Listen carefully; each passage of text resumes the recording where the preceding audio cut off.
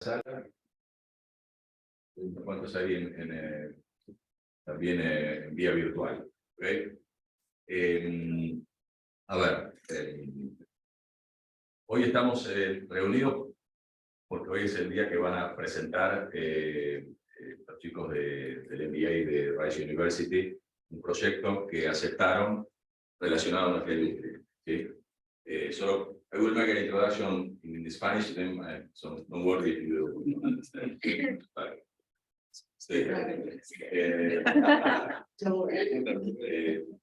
para los que no saben, el IPA hizo un acuerdo con el Austral Group, que es una organización que se dedica a realizar estas interacciones entre universidades extranjeras y empresas y universidades locales. ¿Sí? Georgina, muy bien por ahí. Nosotros presentamos una idea de proyectos y temas a desarrollar. Fue aceptado por el Austral Group y bueno, el grupo, uno de los grupos de MBA de Rice University. Si no conocen a Rice University, es la universidad número 1 del estado de Texas, privada. ¿Sí? Tuve la oportunidad de ir a Houston hace un par de semanas, primer nivel, y conocí a los chicos, personas, y yo he desarrollado durante los últimos 6 meses un proyecto, ¿sí? Que es parte del trabajo que ellos, del MBA, del full MBA que están realizando. Así que la idea de hoy es ver su trabajo, ha sido una presentación summary, digamos, de la presentación. Creo que lo interesante, además de que, bueno, que seguramente vamos a encontrar algunas cosas nuevas, creo que inspiradoras, es interesante que como industria, muchas veces nosotros nos vemos para adentro y hablamos entre convencidos. Y está bueno abrirnos y escuchar a otras voces. ¿Sí? Ellos no son químicos, son economistas, supply chain, y entonces tener esa mirada, ese fresh air, digamos, de otros, creo que eso nos va a servir. ¿Sí? Así que la idea es que le demos el espacio, presenten, no son especialistas, claro, pero se van a sorprender, yo creo, digamos, porque la presentación la vi y bueno, participé del proceso. Y la idea es que después tengamos algo de debate y preguntemos, porque también la idea es hacer challenge de este conocimiento, ¿no? Y esa va a ser la primera parte del día. Luego vamos a tener un pequeño break y nos acompaña Silvia Torres Carbonell, creo que muchos de ustedes la conocen, que es la directora del Centro de Entrepreneurship del IAE. Le invitamos especialmente porque creo que está dentro de esta línea de empezar a escuchar voces fuera de nuestra industria, cómo resolver los desafíos de nuestra industria petroquímica, química-petroquímica, que es mucho más que nuestra industria. Tenemos que empezar a ver a otras partes de la cadena, y estamos iniciando un trabajo, se va a contar Silvia, justamente de atraer al mundo entrepreneur a resolver los desafíos de nuestra industria. ¿Sí? Así que creo que es muy interesante, quédense, vamos a contar Silvia también es muy interesante. Y bueno, y también tener un espacio de networking entre nosotros, que muchos de nosotros ya nos conocemos, y estamos todos trabajando colaborativamente en para resolver estos desafíos. ¿Ok? ¿Vamos bien? So, let's change to English. Well, the idea is you to present your work. Okay? Here you have a good representation of the petrochemical industry, focus on, we could say, plastics, and this subject is very, very important for all of us. Most of them are working with the institute, developing new technologies, always taking into account the chemical aspects. So you will present all your show, and then we will have time to discuss and to enhance our knowledge. Okay? Thank you. Thank you. Okay. We will share the presentation to people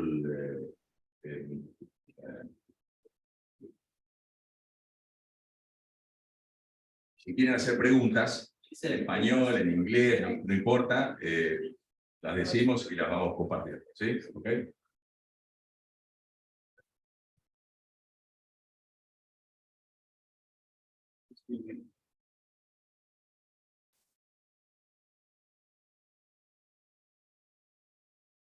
Don't worry, you can go ahead.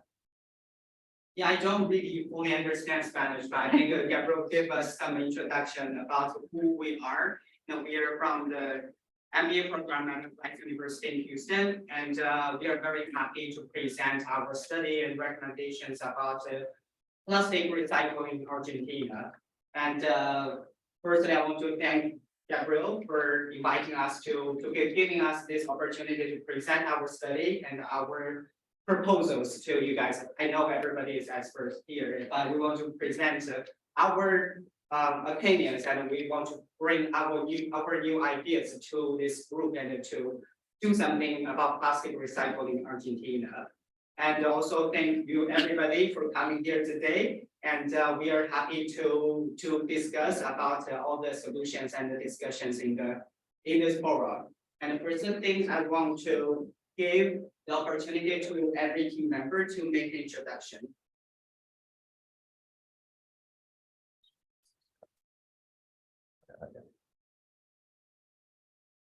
It isn't.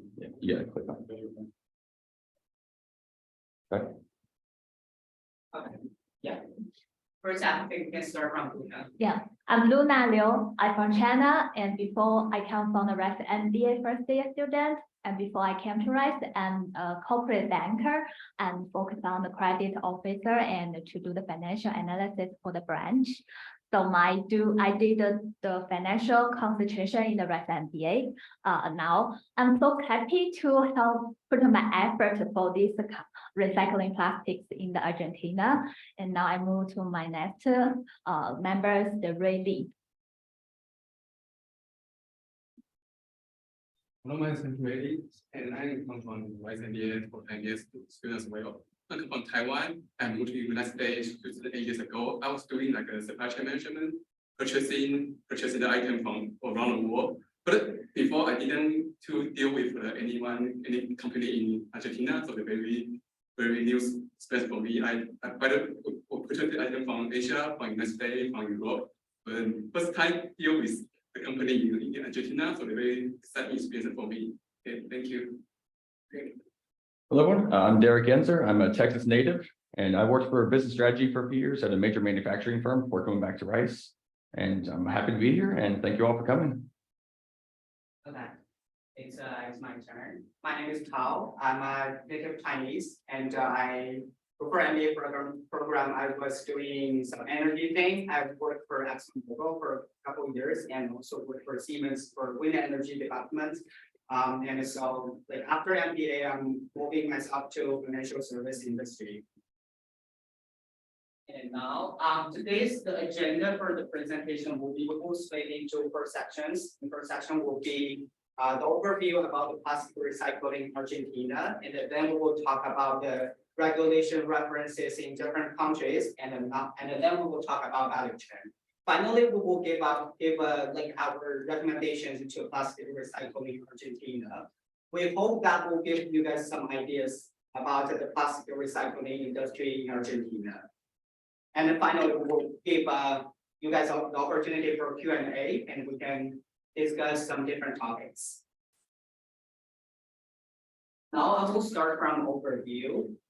And here, I won't read everything from here, but I will probably highlight 2 things. The first thing, if you see the first bullet point, I think the past 3 decades, we see the carbon emission from waste in Argentina has already doubled. It accounts for over 6% of the carbon emissions in this nation. So I think waste management is very important for Argentina to do the climate change control and also to reduce the carbon emission. And also the last bullet point, I think I want to highlight from the regulation part. We see Argentina has released a new regulation last year and to require the waste classification, and also all the cities need to have the waste classification and also recycling program. like in the future, we see it's a very good starting point for the government and also for the city to start the recycling, not only plastic, but whole waste recycling program in the future. And but at the same time, if you see the numbers on the left side, if we see in Argentina, in 2021, it's only that's from EcoPlus. Yeah, it's a 307,000 tons plastic recycled.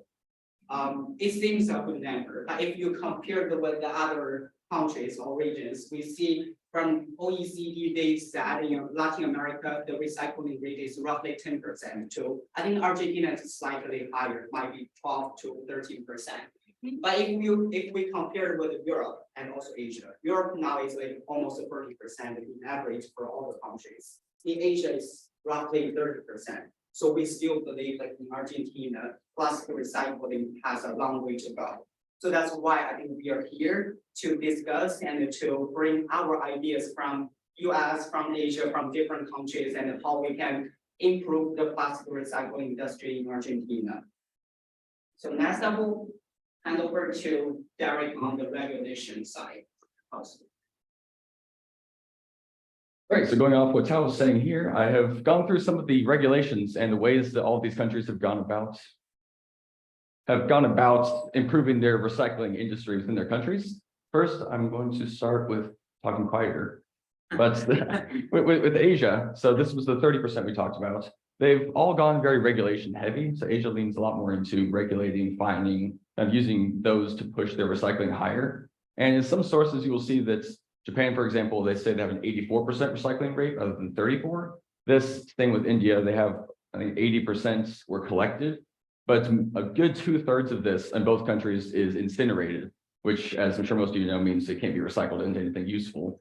So that's one thing that they are very good at getting the collections down, at bringing it all, organizing all of it. A lot of it is at the landfilled or burned for energy, for cement production, or other things not recycled in a way that we really care about. I have more information here. As Tao said, we're not going to be talking about most of this. But as far as Europe has taken a much more varied approach. Instead of being very centralized, it's all regulation based. It's very country based, based off their cultures, based off what their individual kind of mindset of the population is. So for example, Italy, they use credits towards public transit. So you have a recycling thing, put it in, it gives credits towards your bus ticket or train ticket. Germany uses an upfront cost that is paid back when you return the bottles to a supermarket or general store. Spain has they have tried recycling in the past through regulations, which generally didn't work. So now they've started leaning more into technology to try to bring in new generation, new phones, and use credits and raffles or lotteries to kind of incentivize people to recycle without giving them, a surefire thing. So they're not expecting a return. If they get a return, if they win a prize, it's better. But they're hoping to use that to get people in the habit of recycling without ensuring they get something that might be taken away later. And then France, obviously they're the lowest of the four here. They have introduced a new law, but they focus specifically on producers. They're kind of stepped away from trying to incentivize people, and they're incentivizing more the middle in between, from collections to landfill. They're pushing more towards getting manufacturers and getting collections agencies to sort everything out and recycle more of it along those lines. But now I'm going to pass it over to Ray to explain a bit more of the value chain and get us on the right path.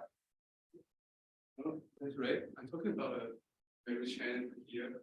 This is an overview of value chain. So for value chain, we have first collection, sorting, recycling, and application. And this is a full value chain for the plastic we recycle. And before we dive into each part, I want to show a picture of the life cycle of plastic. This is a picture come from OECD as well. It's the data, the global data from 2019. And you can see here, some from here is the vertical is the plastic use. We use plastic, and then this plastic becomes a waste. And for this plastic waste, we maybe 49% goes to landfill, and about 90% goes to incinerating. And only about 9% are recycled.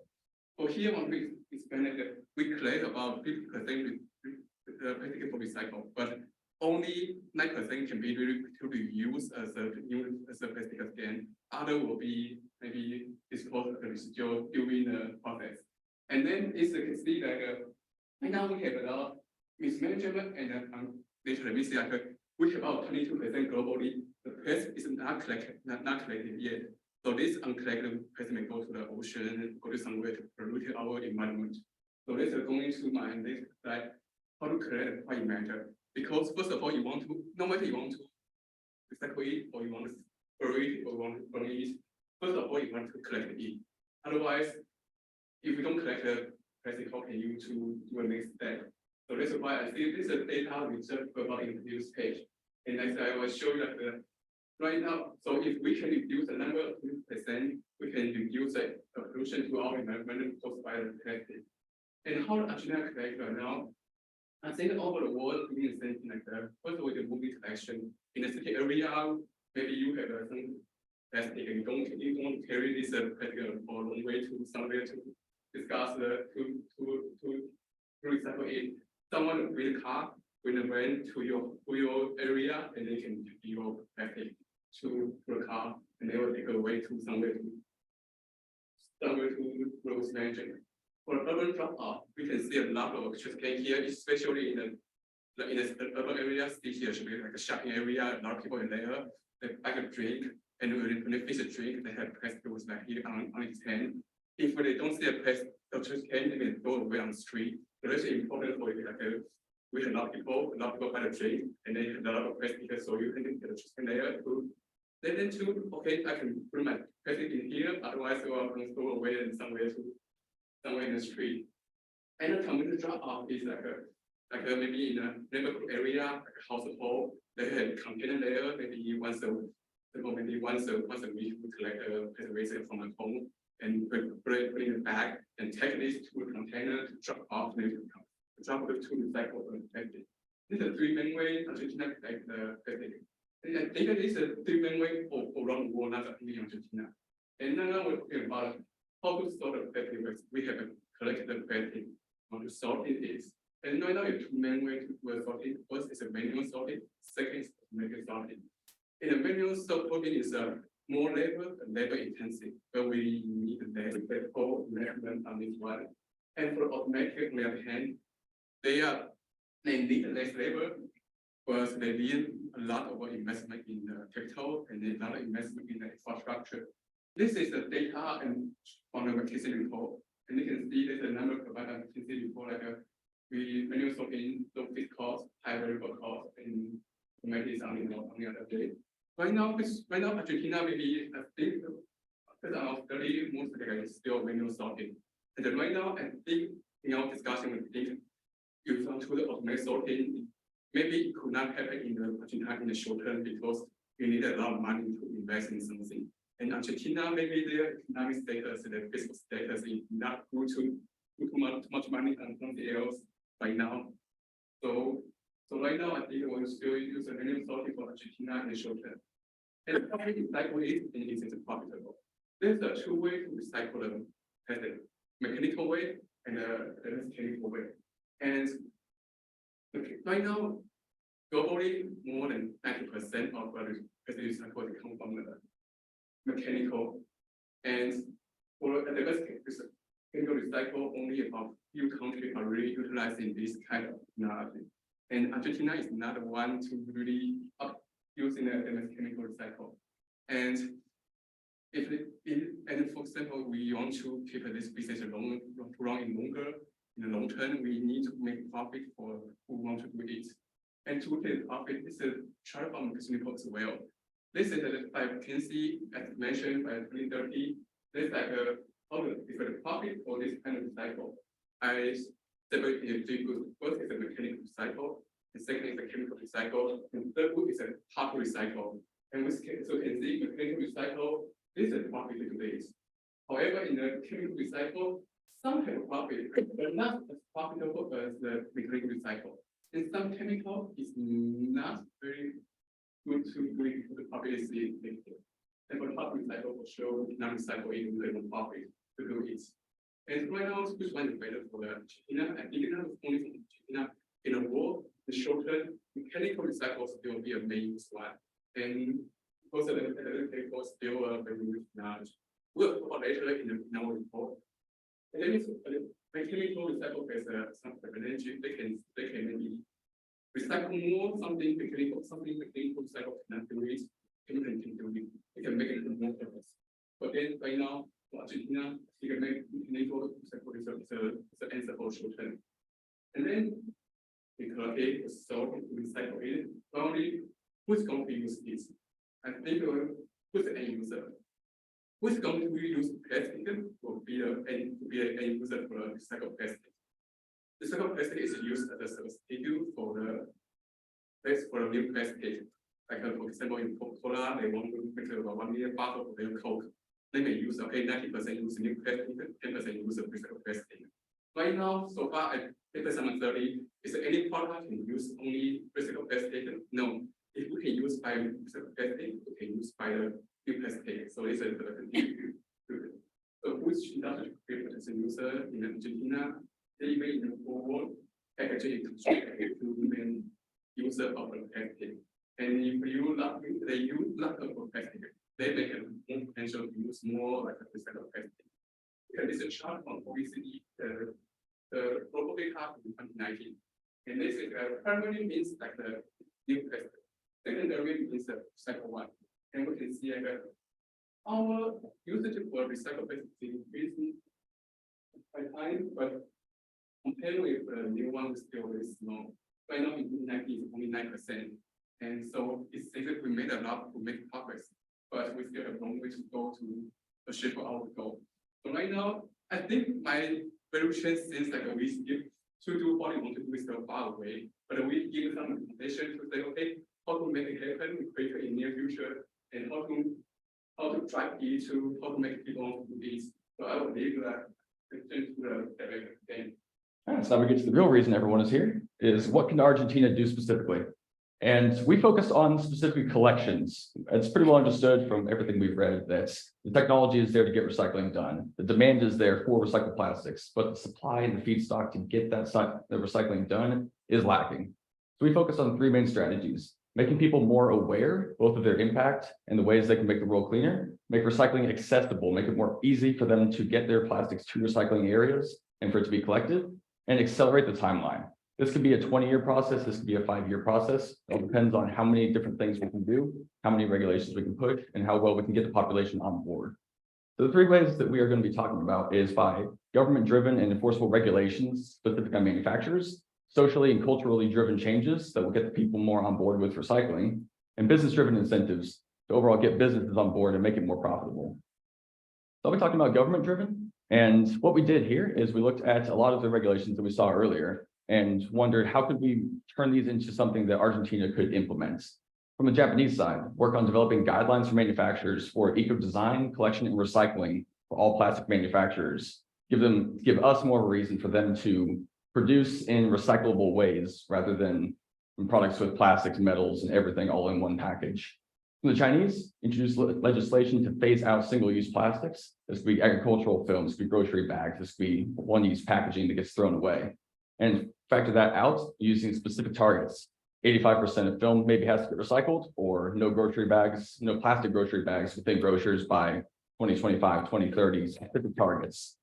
From the Germans, as well as Argentinian, from my understanding, introduced the additional sales credit, which can be returned to customers through either a credit or a buyback system when they return their bottles. And from what I've understood, this is already in place in Argentina for beer bottles. You bring beer bottle back and then you get a credit off the new ones. So it's already in place. We can expand that to plastic bottles, maybe other products as well. And from the French, right, legislation to help control how many recyclables go in. So as I mentioned earlier, they focus more on the consumers and the collections, or excuse me, the producers and the collections. So rather than having consumers do everything, they focus more on once it's in the trash, once it's in the landfills, how do we get it to the next step? And from here, I will pass off to Luna to close us out. Social juggling definitely is a long-term process for the whole culture. So we wanted to cover the whole societies from the teenager kids to the elder person. So the first is from the school education to teach the next generation, they build up the awarenesses in the school. And next is move on like to use the social media, like the Instagram, to launch like plastic-free challenges to push the youngest, they are the fan of the cell phones, to use this way to collect the plastic and to set some interesting activities surrounding the BA cities. The next is use a more traditional way, like the TV series and the newspapers, because the elder people, they more like to use this way to read the news and correct the news. The final way we think is the event, like to hold the exhibition, to exhibit how the plastic can do and interesting things, to push the public, the whole people to engage in the plastic, this process. Move on is the business driven. On this area, we will cover 3 parts to how the business can do. First is to set the incentive programs. Second is to use the advanced technology. It's named the chemical recycling. The next is the partnership. Is how the big players, they already to use the recycled materials now. First is to incentive programs. We consider 2 ways. One is in-person collect. Second is online collection.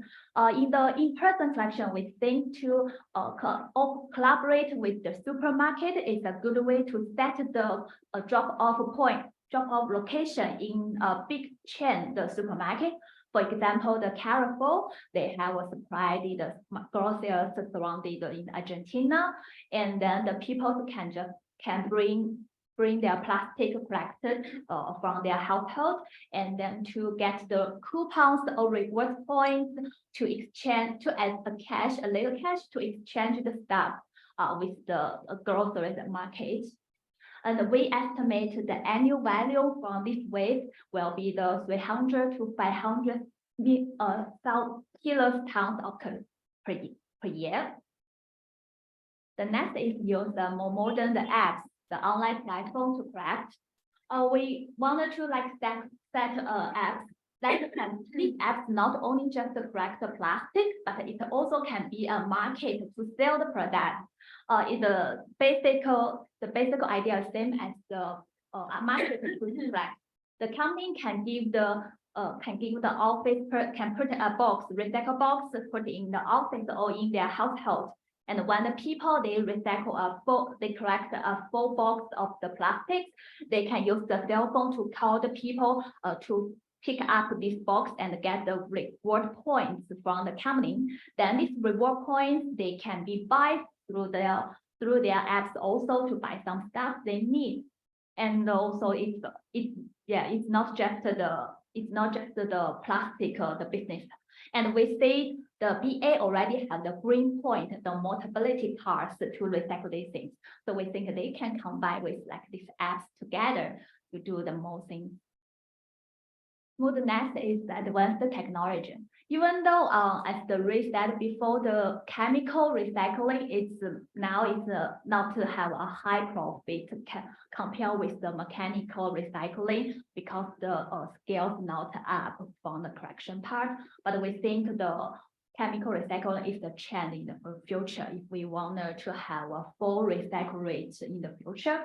The differences between the mechanical recycling and the chemical recycling is only the final steps.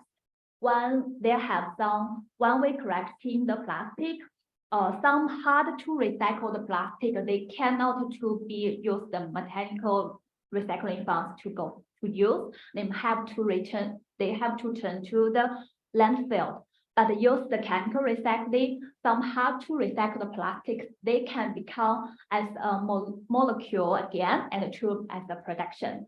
For example, the products like the oil, the motor oil bottle, the athletic field, the plastic waste, and like I list in the 3 examples there, there's the complicated plastic. And here is the examples like Houston already said, how the government to set a collaboration with the other 4 members to join the plastic recycling. And this recycling collaboration, their mission is to make the Houston plastic from 10% recycle rate to 90%. So they have the 5 members. The city of Houston, they are responsible to increase the public awareness. The FCC, so environmental service, they are focused on the correction part. And the move on the next, ExxonMobil, SiliX, and Lindell-Base. These three companies, they provide the technologies from the resulting technology to the chemical recycling technology. Then the final will, like the false picture said, it will make the plastic to as the molecule identical and to push to the then the finally can be produced the plastic again. It's virgin quality plastic. So the final thing we think is how can these recycled materials be used now in our life? We list four industries they already use. One is laptop, the HP. Yes, HP already use the plastic. The second is the coffee cup, like a milk cap. The third, like the clothes, the shoes. The final, like the cars vehicles. They have some. They also use the recycled materials. And also we list the 5 big players. They definitely commit and said that they will gradually to use the recycled materials 100% in their future products. So it's a big potential market for the people to push it to turn to the plastic recycling. Yeah, that's all of our research on the plastic recycling.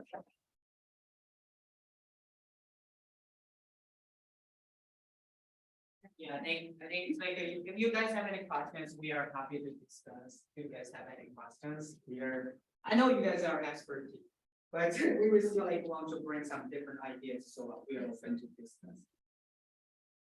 How do you feel? Like, do you feel it's quite challenging for Argentina? Which area? Which part? No, yes. I have a specific question regarding cases in Italy and Europe, where you talk about like reverse vending machines. So are they the mainstream of recycling, or it's just part of an ecosystem solutions? Sure, so right now there's still it's still more of a pilot program. So they have at least a couple subway stations, and it's kind of expanding as it works. They're still working out to see, are people going to use it? Is it going to be worthwhile? That's their, I think, main objective at the moment is piloting this out rather than some of these other steps other ones are using.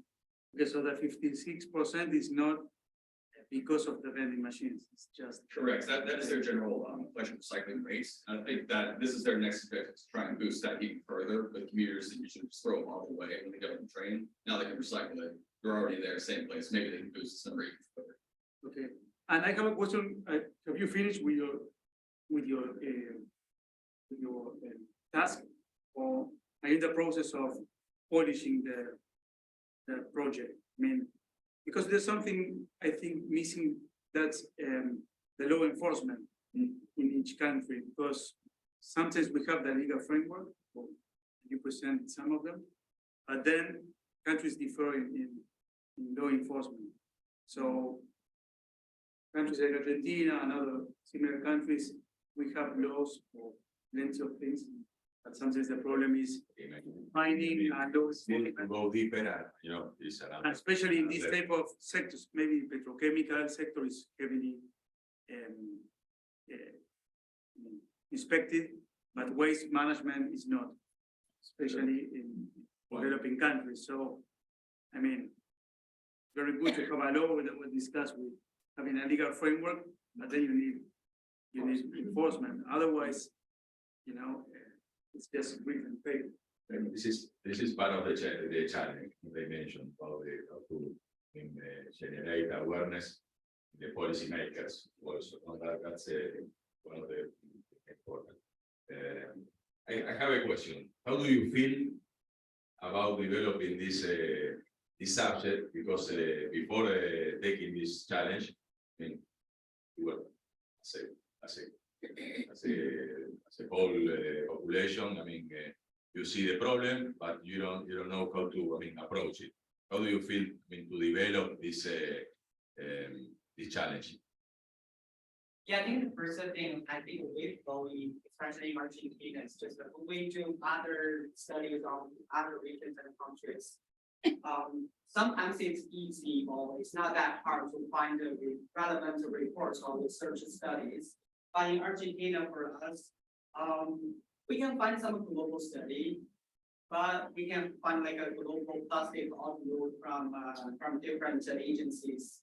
But sometimes it's harder for us to, I know EcoPlus did a lot of work, but sometimes it's very challenging for us to get relevant information about the reports, and also, like I couldn't really find the recycling rate in Argentina.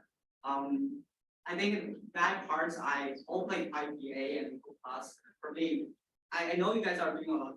I think for me it's still a lot of work to do. I think maybe in the future. So I hope that will be some improvement in the future. How about a question? First off, congratulations, very good piece of work, a lot of effort on your side.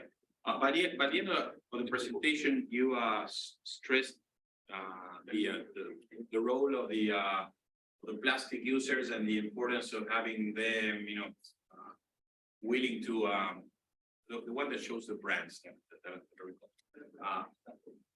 plastic users are willing to incorporate recycled materials into their raw materials pool.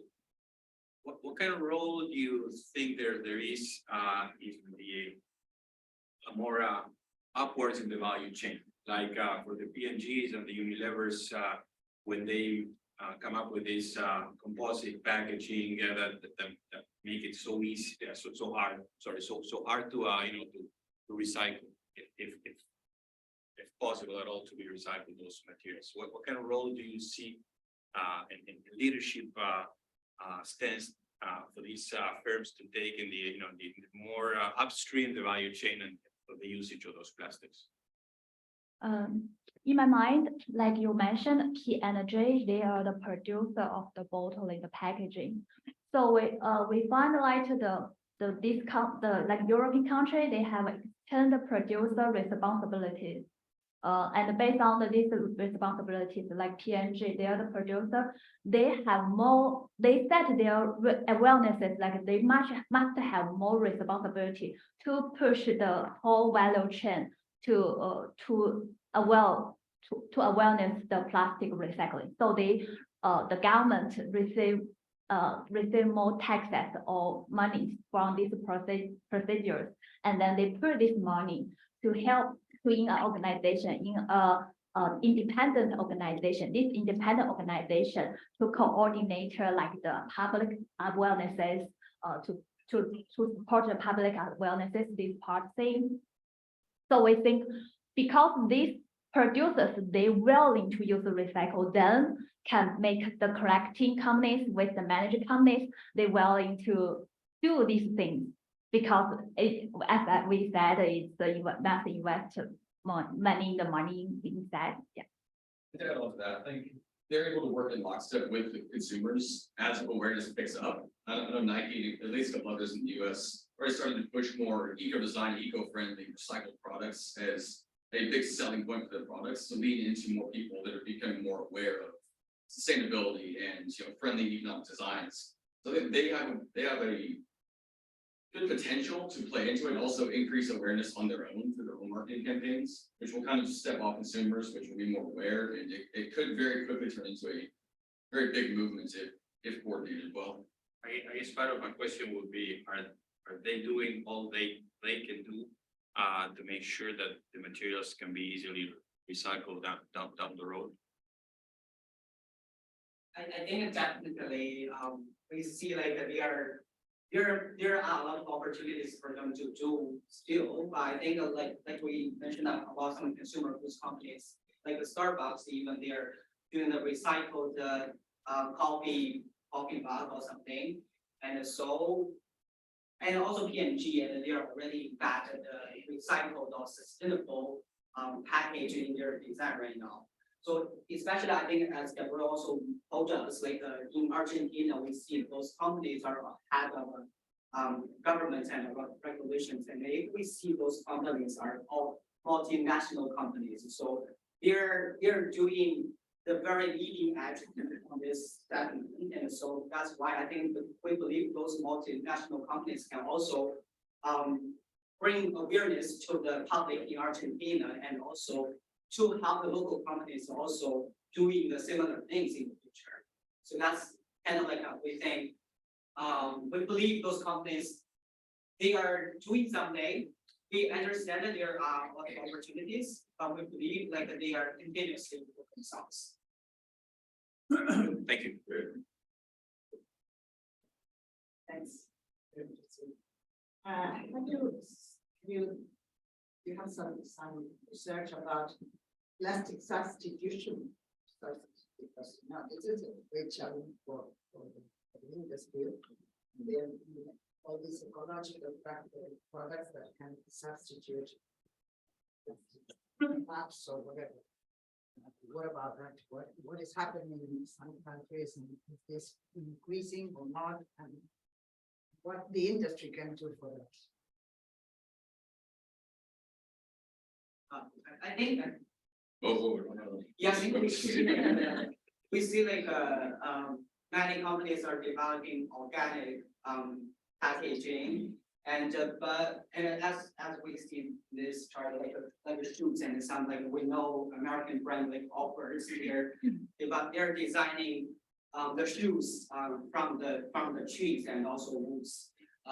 But we see in Argentina, especially not only Argentina, I think in emerging countries or developing countries, because those shoes in America is still the cost is higher than normal products. And so we believe in developing countries.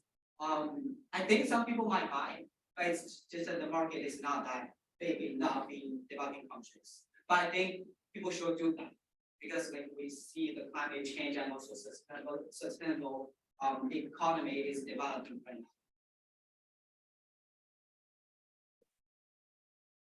Awesome presentation. Congratulations. Yeah. It is quite clear that to tackle these complicated issues like this one, you require to gather a lot of stakeholders in a kind of business ecosystem. I would like to know if you have discovered along your research some kind of business legal structure for these types of ecosystems. It's more than the chemical sector, you have discovered that you have to involve the whole society. So you think he's asking? Yeah, I think actually, I think the biggest challenge of it from all the stakeholders is the government on the regulation side. I think it's especially I talked with Georgina and Gabriel. We understand like the regulation in Argentina and the government in Argentina is pretty challenging because regulation is different from Asian countries. And for Asian countries, if we have a law, we have the regulation, everybody will just follow that. You don't do anything different from the regulation. But in Latin America, the culture is different. So that's why we want to develop from increase the awareness of people, and so people is aware of the challenge and they are willing to do some changes. I think that will be we will involve a lot of stakeholders, but we will try to bring the awareness to people. And so if the people can understand the challenge and they want to do some changes, and the stakeholders will accept such in the future.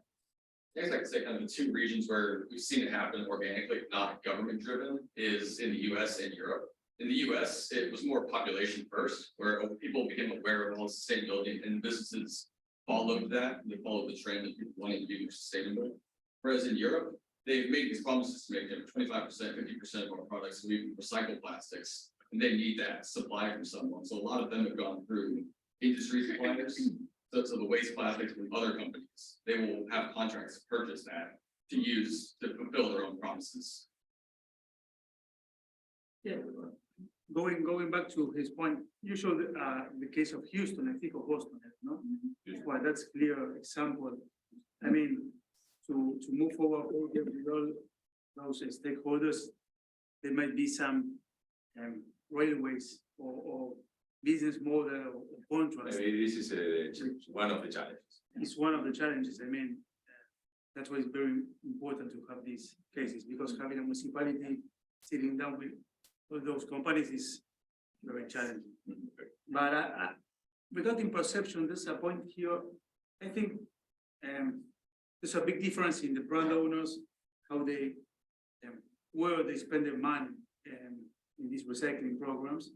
It's not the same, maybe the same company, but when you go to the ground, they don't have the same resources for doing projects. I mean, we've been sitting down with multiple of those companies and they are willing to recycle as long as the cost is the same. Okay, so that's the main, and in case there's a positive value, they want to get the money out of the waste. So that's something that's very important because it happens in the real world. And the second one regarding awareness is I think there's a big noise, I mean, because of greenwashing, because people feel very comfortable thinking that they're doing something good about, and they just get the plastic straw out of the Coke, and then they think, okay, we're recycling, we're greener, and we're not greener because they're doing so. And so when you get awareness, but then you feed people with greenwashing, that's a big issue because they don't know they're doing wrong.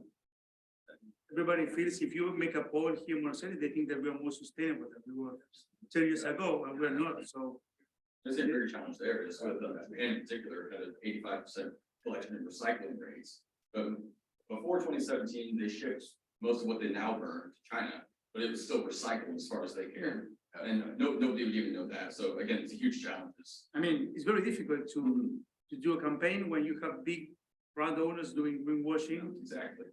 Because of course they have more resources for doing that. So it's awareness of the real things, very, very, very challenging. Good point. Certifications, policies are critical in this part. Congratulations for this analysis. I would like to ask regarding of the technology, advanced technology. If you, as part of this study, if you could identify any technology that can help to accelerate this process to recycle plastic. Maybe not chemical or processes, the whole, the technology In general. around, In general. how to supply, you mentioned. So, Yeah, I think pretty much we did a couple of things and we follow the value chain we said about like from collection part, you have this kind of vending machine and some companies already doing that. I saw like in the corporate center, and they have the similar facilities here and all in Argentina. And also about this like new startups are doing some online recycling platform. And also we didn't mention here, but also about some sorting technologies that you see some company. And also in the recycling side, the chemical recycling is trying to recycle complex plastics in the future. Some companies are already doing as their own solution. We have a facility in Houston by and I think if we solve the action problem and there will be enough volume in the future in Argentina, I believe like those kind of high technology recycling facilities will happen. Because right now I think we need to increase the volume first in Argentina and then to have the enough volume to cover this high cost investments. Exactly. Some of the technologies that, again, we didn't put it in here because it's very company specific, but there's other things that are starting to come out that are kind of mechanical recycling plus. So kinetic recyclers, I think, are already pretty well used. Handheld infrared scanners can get through PET for manual sorting, spectrometers for more advanced rapid recycling. I think Unilever and Alibaba, I think, are using AI with spectrometers to like mass sort. There's a lot of in between of mechanical and chemical, but it's really about how much investment we can put in and how much volume there is to make it worthwhile to even invest in the first place. And I can mention the numbers for the ExxonMobil facilities. These facilities can produce 80 million tons of plastic per year for the final to make the plastic become the molecular facility. So I think, like we mentioned, we think first is make the collection value increase, then invest in these facilities who can make the profit. Otherwise, maybe it's the negative profit for Argentina companies to do that. I have another one. You're a part of our business school, so I gotta address this. Apart from compliance and being a good citizen, is recycling profitable, especially for the parties that are in this for profit? I mean, leave aside the NGOs, the governments. What kind of profit impact on the bottom line you can expect from recycling the right way? Now, do a study about recycling, like first of all, because we made a new mistake, we need oil, and then we share a lot of, and it's a lot of, first of all, in a company that you start from oil, we kind of carbon release. And if you want to recycle one, you can reduce the carbon emission, you can start getting for okay. This is the first. The second is that we have reliable source, and if we can put, maybe this production line, this supply chain more efficiently, can reduce the cost. Reduce the cost for make a product from final product, and also in the same time, we have a more reliable source to see, okay, how many plastic we can recycle in maybe country we can recycle, and we can more as mentioned, we try to be stable because if a new plastic sometimes new plastic caused by oil, plastic can be in a fashion. But if you don't use the recycled plastic, the price of the recycled plastic will be more stable. This could be a good thing for a company that can use the recycled plastic, we can use less CO2, we can more stable source of this. And also stable price. However, this is the downside.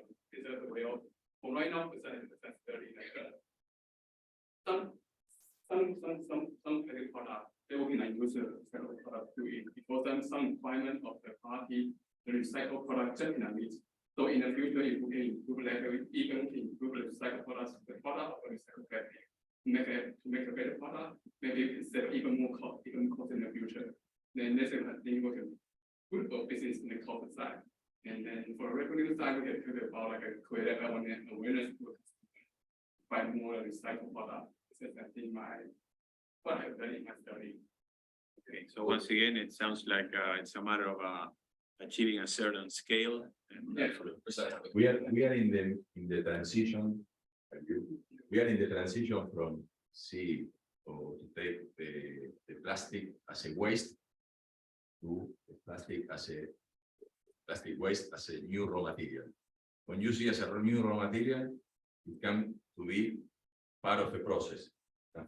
It takes scale for sure. It will improve. And the cost of production will improve. And we are in the middle of the transition because we see plastic, the street, and we see this is garbage. It is not garbage. It is a new raw material, and circular raw material, circular feedstock. So we have to change this and take the value of this. So this is part of the cultural part you mentioned that we have to keep in mind. Because so far, we were talking about technology, processes, but socially speaking, we have to see garbage, plastic garbage as a raw material. This is a big change for all of us. So thank you for the presentation. I think you approve.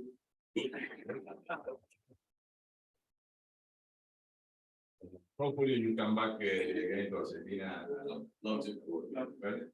Thank you.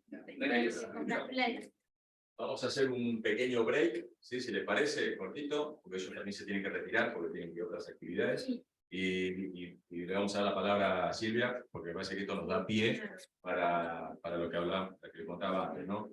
Diferentes miradas, estoy seguro que nos va a dar más oportunidades, ¿no? Para resolver este big challenge. Gracias.